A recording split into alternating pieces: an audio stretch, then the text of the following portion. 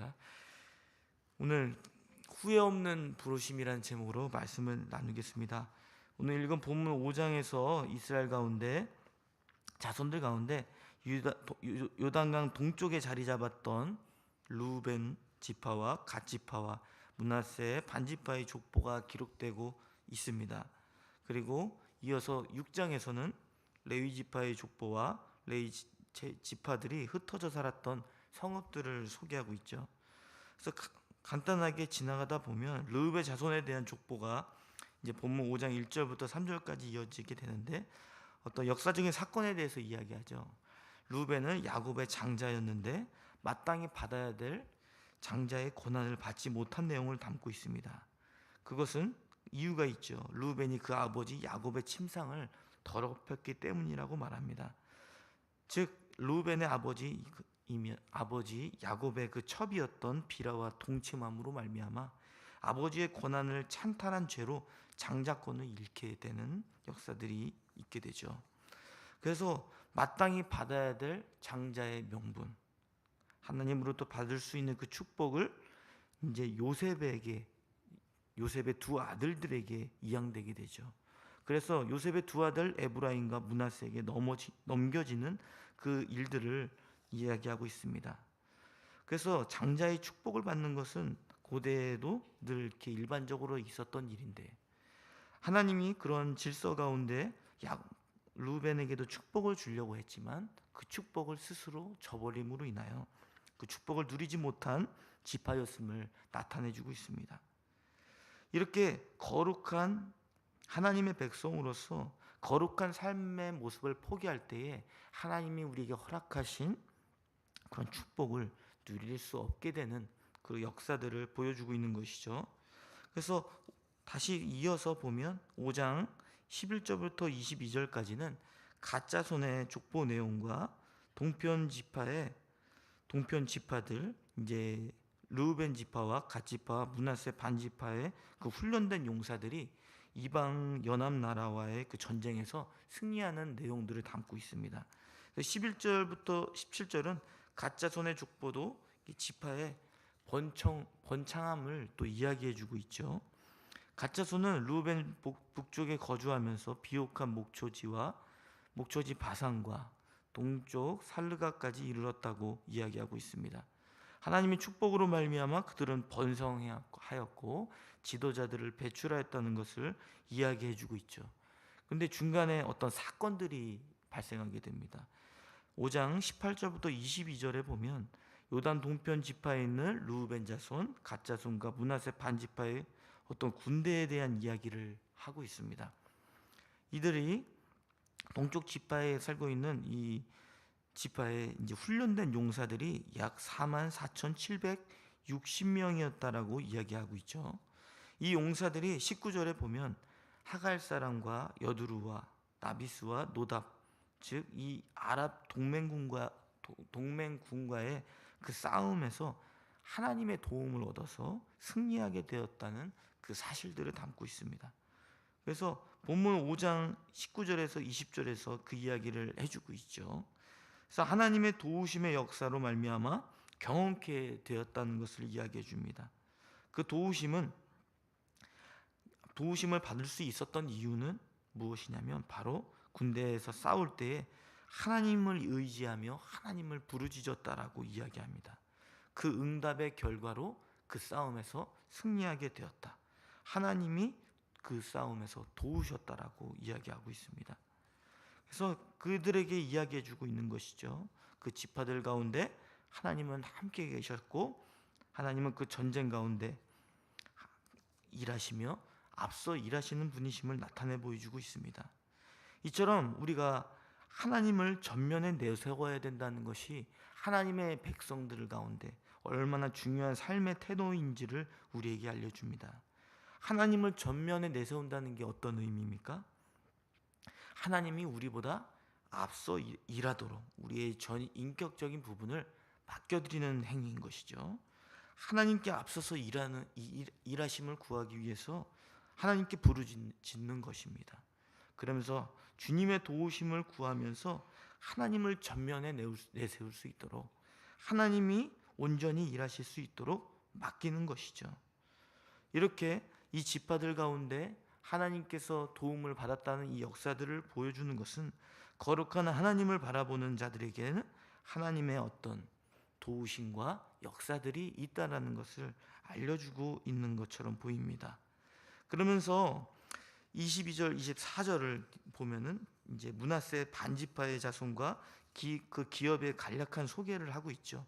이 므낫세 반지파도 이제 하나님의 은혜로 번성하게 되고 또 용감하고 유명한 족장들이 배추출되었다는 이야기를 하고 있습니다.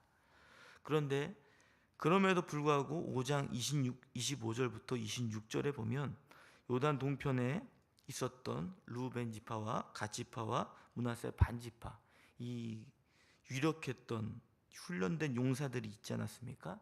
하나님의 도우심으로 전쟁에서 승리한 그런 결과들도 있었지만 지금 여기서는 하나님의 그들이 죄를 범함으로 인해서 하나님께 심판을 받았다는 내용들을 언급하고 있습니다. 하나님은 26절에 이스라엘의 하나님이 아수르 이방 나라의 왕 디글라 빌레셀의 마음을 일으키셔서 싸움에서 그 동편 지파들이 패하도록 만드셨다라고 이야기합니다. 그 이유는 본문 5장 25절에 보면 그들의 조상들의 하나님께 범죄하여 그들이 하나님을 섬기는 것이 아니라 다른 신을 우상을 섬김으로 말미암아 그렇게 되었다라고 이야기합니다. 굉장히 모순된 모습들을 보여주고 있는 것이죠. 그들이 하나님만을 의지하는 태도가 있었는데 반대로 그들의 마음의 영적인 상태를 점검하지 못함으로 말미암아 하나님의 도우심을 잃어버린 것이죠. 그로 말미암아 그들은 하나님의 도움을 받는 백성이 되기도 했지만 하나님의 심판을 받는 대상이 되기도 했다는 것을 우리에게 교훈해 주고 있습니다.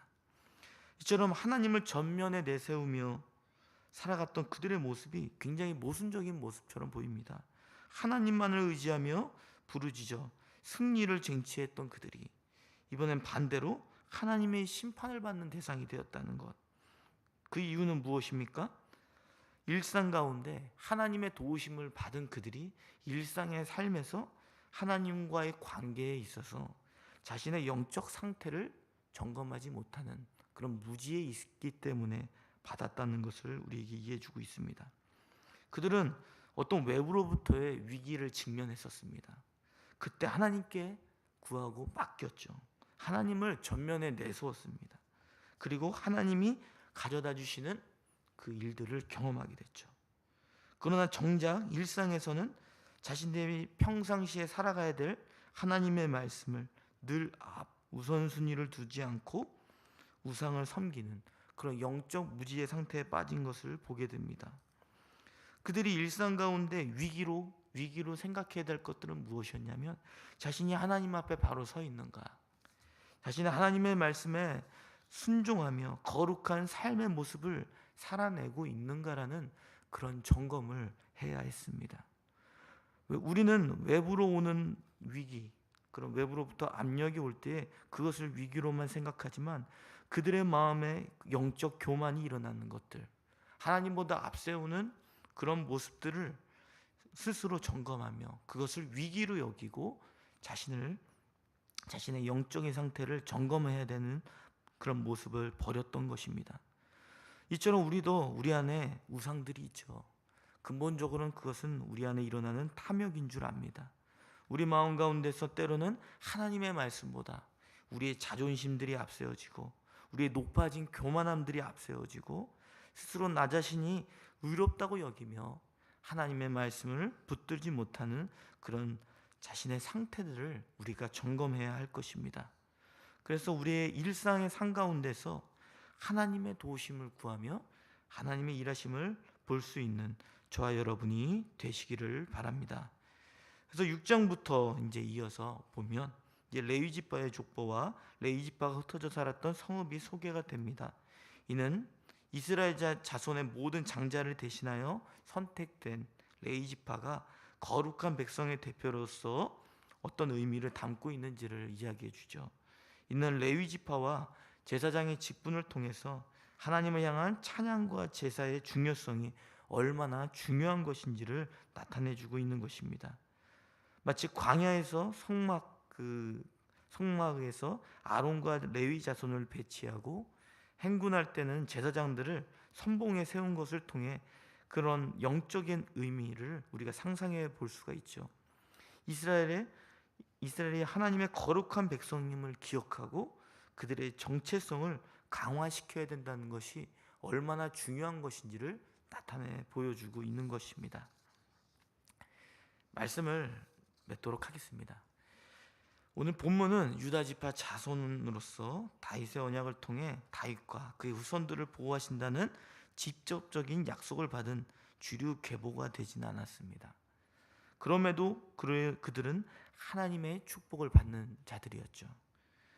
그러나 오늘 소개된 이스라엘 자손 가운데 요단 동편에 있었던 루벤, 갓, 므낫세 반지파들이 하나님의 축복을 받으면서도 하나님의 심판을 받는 대상이 되었습니다. 그것은 무엇입니까? 그 이유는 무엇입니까? 그들이 거룩하신 하나님만을 바라보고 또 거룩한 하나님을 바라보면서 자신의 영적 상태를 점검하고 거룩한 삶의 모습을 살지 못할 때에 그들의 정체성은 사라지게 되는 것이죠. 하나님이 함께 하신다는 증거들이 사라지게 된다는 것입니다. 우리도 우리 자신들을 돌아보시기를 바랍니다. 우리가 살아 숨쉬는 것들이 우리가 육체로 마시고 그냥 숨을 쉬고 있는 것이 살아있는 것이 아니죠. 하나님의 백성들은 오직 하나님을 바라보면서 오직 하나님을 의지하는 삶을 살아갈 때에 하나님의 백성으로서 그 존재로서 살게 된다는 사실들을 기억하실 수 있는 저와 여러분이 되시기를 바랍니다.